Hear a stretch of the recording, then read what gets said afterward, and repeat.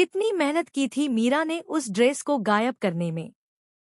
वही ड्रेस जो अजय सर ने खुद अपने हाथों से चुनकर अनु को भेजी थी। लेकिन उसके चेहरे पर न तो पछतावा था, न ही किसी गलती का एहसास, बल्कि वह मन ही मन यही सोच रही थी, तुमने जो मेरे साथ किया है ना अनु, उसके सामने तो यह सब कुछ भी नहीं है। यह तो बस शुरुआत है, अभी बहुत कुछ होना बाकी है। मीरा के अंदर की जलन अब हद से ज्यादा बढ़ चुकी थी।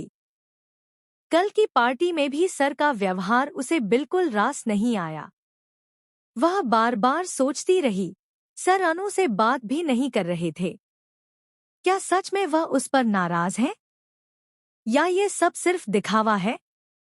तुम सच बताओ अनु, कहीं तुमने सर को फिर से अपने जाल में तो नहीं फंसा लिया? पर अनु को क्या पता, मीरा के मन में कौन कौन सी कहानियां घूम रही थी। मीरा ने एक एक करके कई फोटोज निकाली। ये देख रही हो, उसने अनु से कहा। ये तब की है, जब मैं और सर पहली बार वर्ल्ड कॉन्फ्रेंस के लिए बाहर गए थे। सर के साथ बिताए वो खूबसूरत पल, ये यादें, और ये डायरी जो सर अफ्रीका से मेरे लिए लाए थे। इसके ऊपर लिखा है, विद लव टू मीरा। अनु यह सब सुनती रही, लेकिन उसके दिल में हलचल मच गई। उसे पता था कि सर उसे प्यार करते हैं, न कि मीरा को।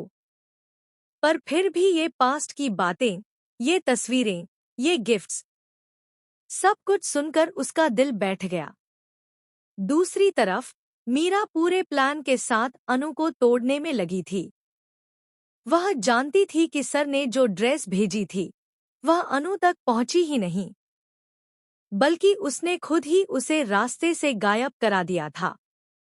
और यही वजह थी कि पार्टी में सर अनु से नाराज दिखे। मीरा दूरी बनाने में कामयाब हो रही थी, या कम से कम उसे ऐसा ही लग रहा था।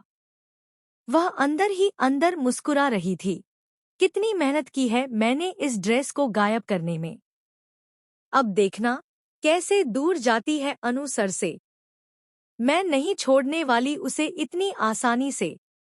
लेकिन कहानी यहीं खत्म नहीं हुई थी। असली तूफान तो अभी आने वाला था। उसी रात अनु की माँ का कॉल आता है, आवाज कांप रही थी। अनु, मुझे तुम्हारे घर आना है, तुम लोकेशन भेज दो, लेकिन ध्यान रहे किसी को बताना मत। यह बात सिर्फ हमारे बीच ही रहेगी।